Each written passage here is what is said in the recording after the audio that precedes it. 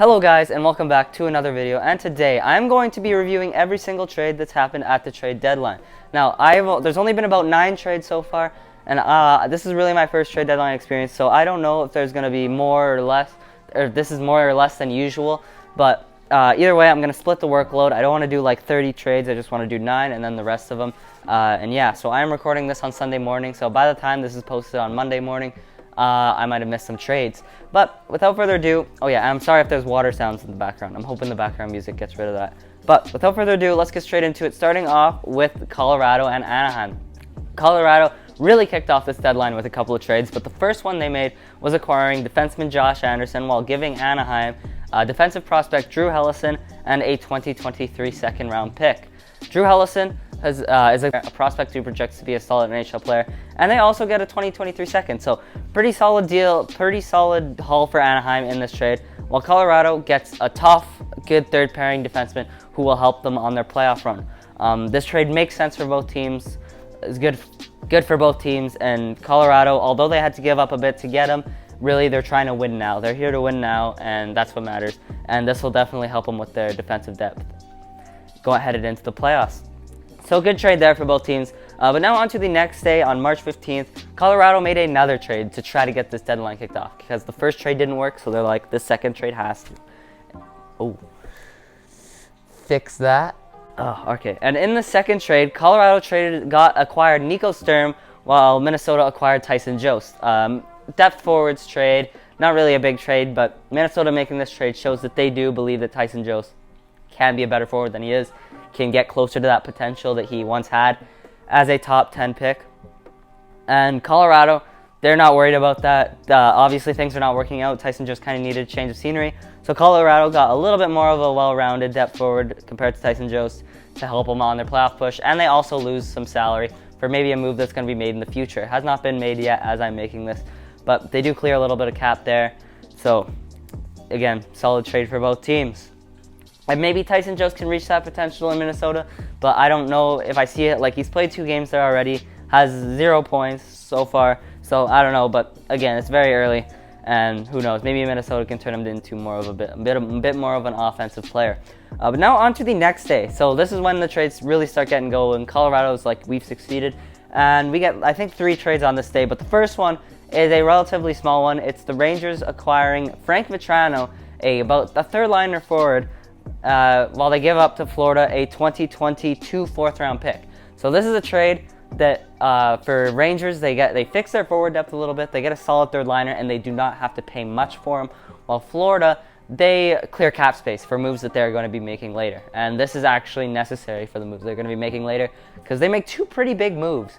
Yeah, they don't have first for the next 3 years, but Florida do a good job of clearing cap space and helping them in the future for what they're going to do, and the Rangers do solve their forward depth a little bit with this. So I expect the Rangers to do more considering how much cap they have, but it's a good start for the Rangers. And then on the same day, speaking of Florida, I said they cleared cap space to make a move. Not long after they made that move, the Florida Panthers acquired defenseman Ben Sherratt from Montreal, and Montreal got from Florida Tyler Smilanic, who is a center prospect, a 2023 first and a 2022. There can't be 2022 fourths. Wait, there's 2 2022 fourths? I think they got a 4th-round pick in a draft, but I said Florida gave up 2 2022 fourths, and I highly doubt they had 2 2022 fourths.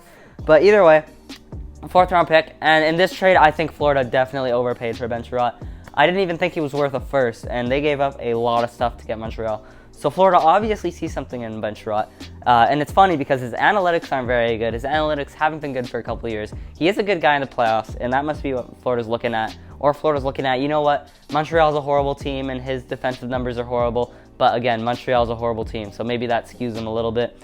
But either way, Florida definitely sees Ben Sherratt as being a useful piece for them in the playoffs.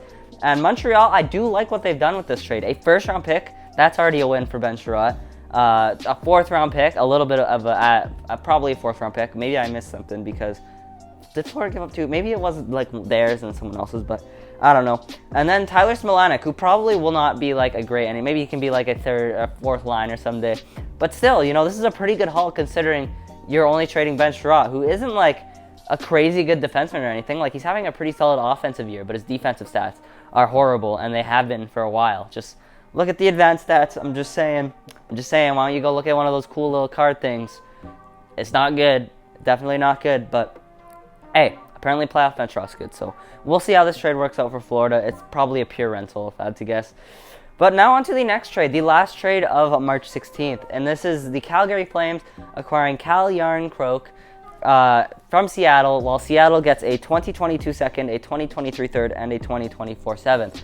So Seattle getting a solid return for Yarncroke, who is half retained. By the way, Ben Stroh was also half retained, but Yarncroke also half retained. And Yarncroke is a very consistently offensive player, and by that I mean like he puts up solid numbers every year. He never has down years, good years. Yeah, he's just very solid third line guy. And Seattle, they get a solid return for him with a second, a third, and a seventh. They get 3 picks, so they do pretty good for themselves considering the position that they're in right now. Probably would have not. I don't think they envision themselves as being here at the start of the season. But either way, the return they get for Yarncroke is pretty solid. And Calgary, once again, finding a way to fit another player under the cap. Like once Calgary traded for Tyler Toffoli, I was like, all right, that's their move. I think that's their big move. They don't have much cap, but Calgary's managed to find a way to add more to their forward group while like only taking on like no cap. Like this is $1 million for Cal Yarncroke. Like that's insane. So Calgary definitely having a good trade deadline, I think, or a good time before the playoffs, really helping them get ready for the playoffs. And this is a team who I think is like built for the playoffs. Like they could go far in the playoffs, and they've just added to that. So good trade for Calgary. I like what Calgary is doing here. I have to say that I do like what Calgary is doing here. But now moving on to the next day, March 17th, nothing happens. So we wait another day, and March 18th strikes. This is yesterday for me now. And there were a few trades. Wait, hold on.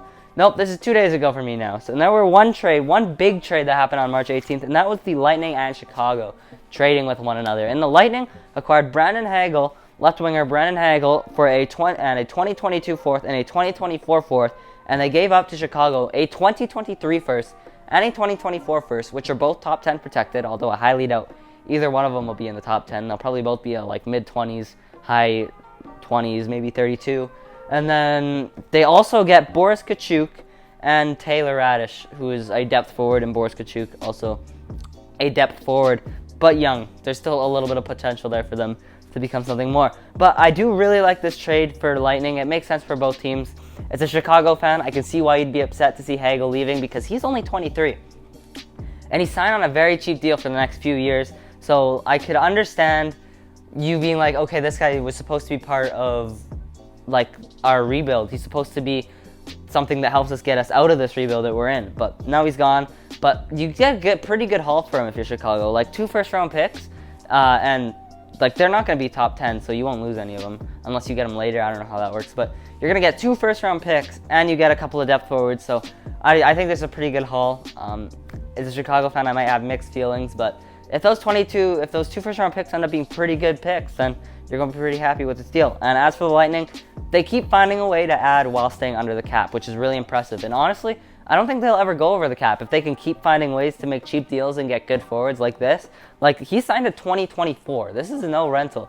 That's also part of the reason why it costed so much, is because you have him for 3 years, the rest of the season and 2 seasons after. And even if he doesn't play up to expectations, that's $1.5 million. I mean, yeah, you gave up 2 first, but this guy, he will play up to expectations. He's one of my favorite guys on the Chicago Blackhawks. I think he's one of everybody's favorite guys. He works hard, and he's a good player, and I'm excited to see what he can do in Tampa. But now on to what was yesterday for me. And there were a couple trades, I think 3, starting off with a smaller one, and that is between the Minnesota Wild and the Anaheim Ducks. The Minnesota Wild acquired Nicolas Deslauriers from Anaheim for a 3rd-round pick. Deslauriers is a UFA this season, only a $1 million cap. And Deslauriers, he's a tough guy, and I like this for Minnesota. It makes them a tougher team, makes them more ready for the playoffs. And they're already a pretty tough team. So now they're a really tough team, and they could be a hard out in the playoffs. And then Anaheim, maybe he didn't want to re-sign or something. I do like Deslauriers, though. Kind of wish they keep them, but Anaheim, they get a 3rd for him, which honestly, that's probably the most you're going to get for him. So not a bad trade there for Anaheim at all. And that's really all for this trade. It's a pretty small trade, pretty light trade. But now flipping the page to the last 2 trades, both of them being pretty big.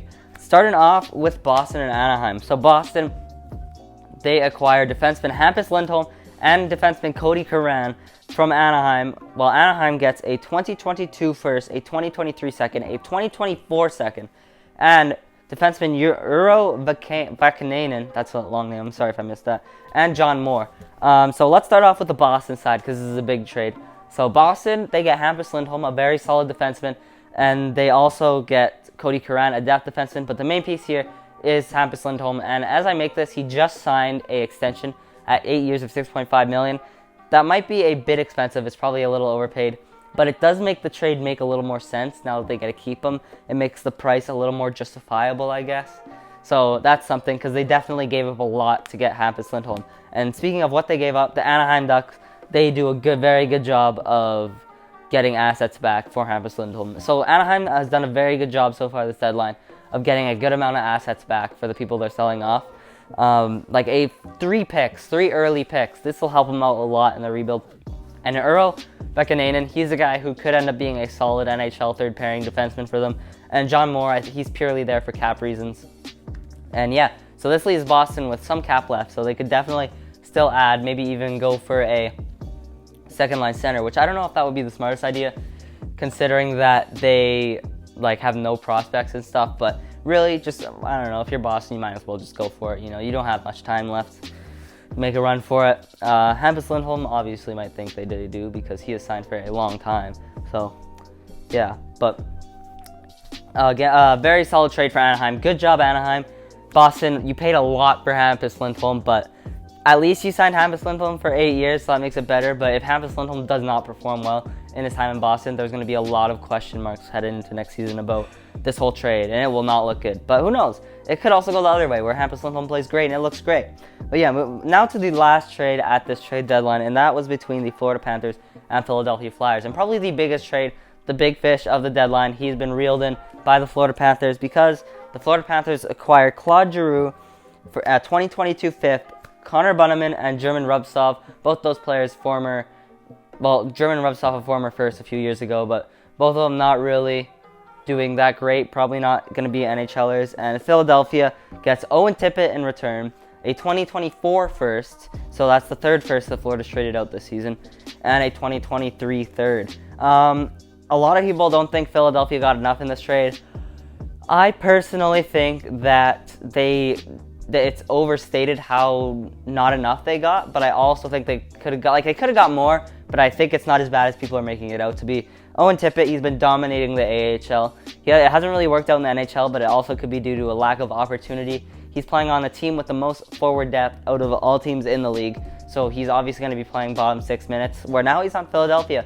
He's going to get that top 6 opportunity. He's going to be able to play a ton, and who knows, that change of scenery, I said earlier in a past video, I think he needs a change of scenery, and he got it, and maybe he could really shine, and now it's his turn to prove that he can be more than what he is now. And then you also get a first in 2024, and I don't believe this is protected, which means if Florida isn't good in 2024, they could get a really good early draft pick, Philadelphia could. Although I highly doubt that they will be bad in 2024. Florida has built their team so well. But on the other hand, Florida gets Claude Giroux, and they don't have to give up too much, so that's a good trade for Florida already, and a 2025 fifth. Now, I don't know why all these things are in here. I don't know why the fifth is in there or why those are in there, but whatever. Also, I heard that Claude Giroux used his no movement clause. He only wanted to go to Florida, apparently. So there was no really bidding war for Philadelphia, so Philadelphia not getting as much as they might have wanted kind of makes some sense. But again, I still think they get a pretty decent haul in Owen Tippett and a 2024 first. I don't think it's as bad as everybody makes it out to be, but we'll see. We'll see how Owen Tippett turns out. It really depends on how Owen Tippett turns out, I think. That's the big X factor of this trade. So thank you for watching. If you are still here, that was all the trades that have happened in the past few days, and I will be doing another one of these videos exactly like this in a couple days on the rest of the trades that happened. But as for right now, this is all I got. I don't know if there will be any more trades coming up, but yeah. So thanks for watching, and I will see you hopefully in the next video. See you. Took the hat off.